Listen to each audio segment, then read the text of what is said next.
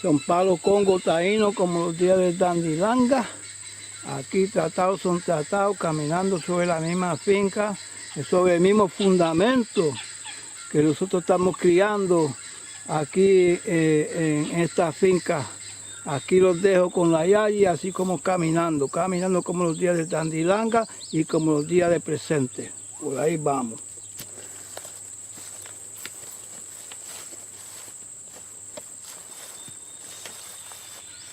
There's the Conuco Gardens. This is mid-August 2017.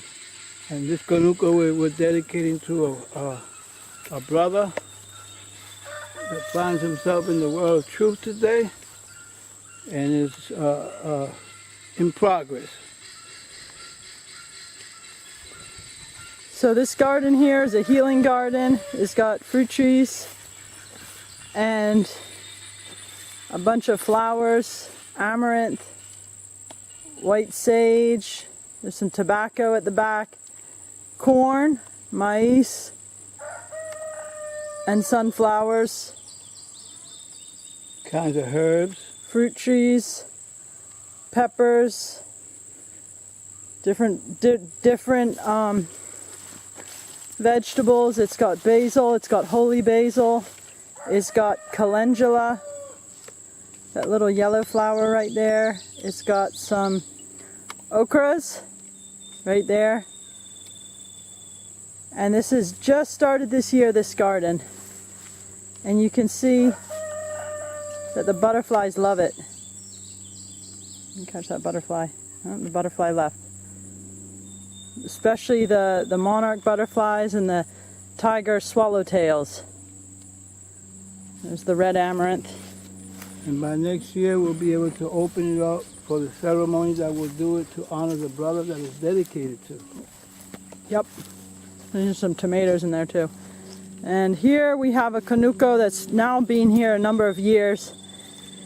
And this year we added a lot of medicinal herbs to it. We had some from last year which will of course continue, like the comfrey.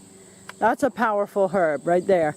Holy basil, another great herb, and you can see peeking through here some watermelons. They're almost ready. Kind of mixed in there. We've got hyssop. We've got a real interesting plant here called soapwort that has a really pretty pink flower and it stays evergreen, which is interesting and somewhat unusual here. We've got horehound herb. Over here we have the actual medicinal variety of St. John's wort with that little yellow flower, which when you crush it, it turns red like blood. That's a very useful herb. There is a sage right there, just garden sage. These are coxcomb flowers that actually self-seeded from last year. So we didn't plant these. And they'll die in the winter, but their seeds live. Here we have some strawberries. This was ones we planted this year.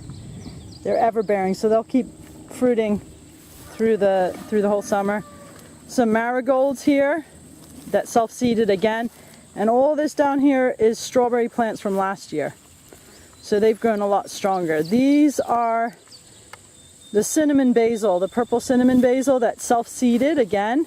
There's some tobacco up there, that kind of spindly looking with the kind of yellowish whitish flower. That's tobacco that self-seeded.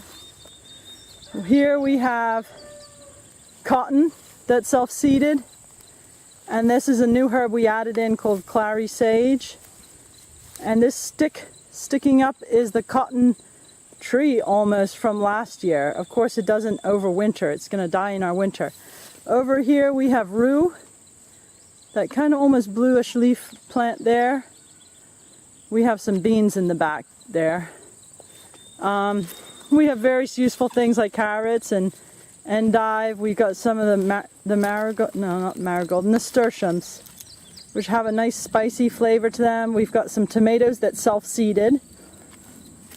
We have some more calendula up here. We have a sunflower here that self-seeded. Some parsley. Some more tobacco that self-seeded. And this is actually the night flowering tobacco that's really planted for its fragrance, and at night its fragrance is really beautiful. Then these are some other cultivars of tobacco that self-seeded from last year. So you see, we try to have a balance of things that we plant and then getting the right conditions for self-seeding to occur for all those annuals that they won't survive the winter, but their seed will, and the seed will spring up the next year. So this is an interesting garden. Looks totally different than it did last year. Our greenhouse here is basically going to be planted in the next couple weeks.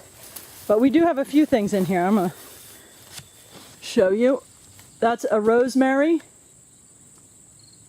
There's a bay leaf kind of behind there. And over here is a fig tree, small fig tree. So these just stay in the greenhouse year round. Here's the other side of the Conuco, mostly beans and some tomatoes. So here we have our corn Conuco this year, our maíz. This is a multicolored hard field corn, I guess you would call it. And there's a lot of weeds at the bottom, but there's also a couple plum trees in here that we planted this year that seem to be doing well. And we're not obsessive weeders because we're focused on living in harmony with what Mother Earth brings to us. And with paleros, you know, we paleros, we're working with the natural environment. natural environment. So we're not trying to dominate Mother Earth. We're trying to, well, we're coexisting with her.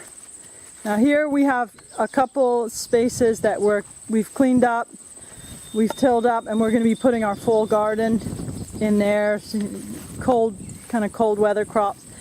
And then behind there's a Conuco that's in, part of the process we let the Conucos go through is a period of time where whatever grows there, grows there. So there's a variety of different weeds, and there's also the poke. That thing that looks like a shrub is a poke weed, or Bledo Blanco.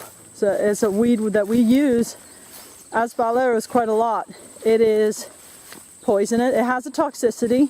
You know, if you start munching on the leaves, you'll get sick, and the berries.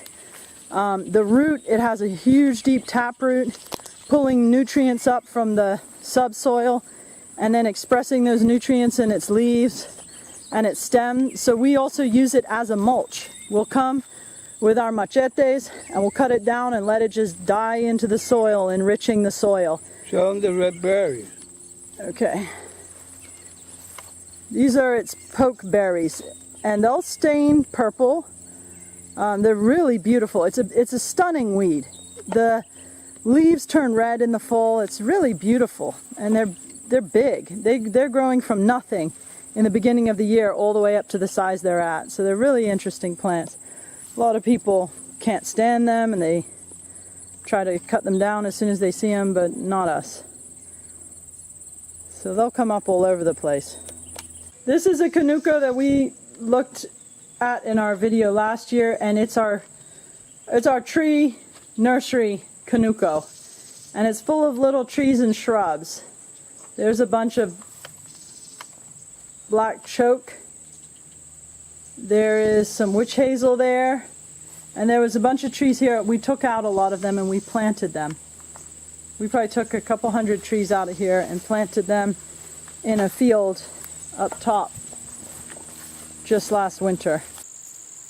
This here is our elderberry Conuco, and this year it's fruiting nicely for the first time, and it's year 2.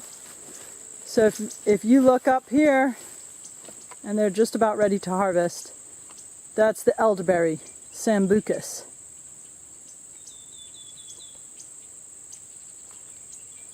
And they all along this Conuco, and they coexist with the weeds just fine. There's a couple Yucca filamentosa plants, and then this tree here, which grows substantially every year, that's the Empress tree. Considered a weed tree by many, but it's a valuable tree. It fixes nitrogen, thereby fertilizing the soil. And here we have some semis. Place where we do tratao. And in there near the yucca, One of the many there's a places semi. we do tratados in. One of the many places, yeah.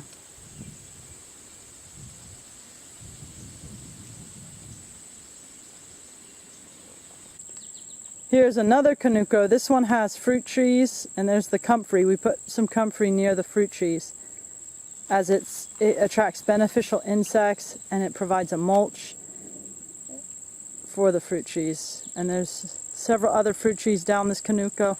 And here's another view of the elderberry Conuco. There's our sheep down there, way down there in the field. They're down there taking their midday nap. That's the ram that stood up. Barbados black belly ram. There with several of the young ones. Here's our fruit orchard, just getting ripe. There's pears. Behind there is a red pear. As we move over here, there's peaches. There they are.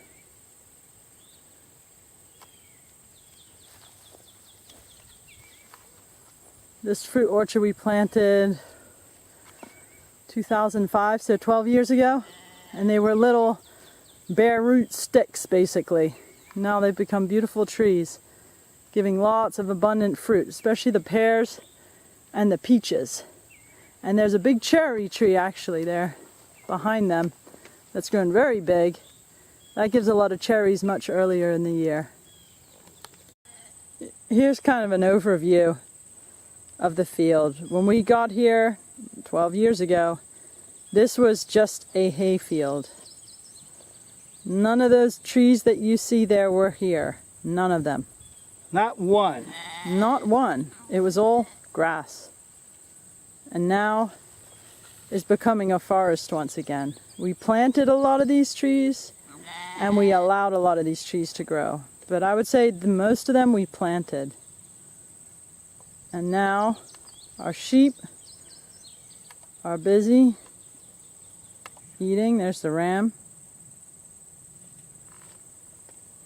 And some young rams behind him.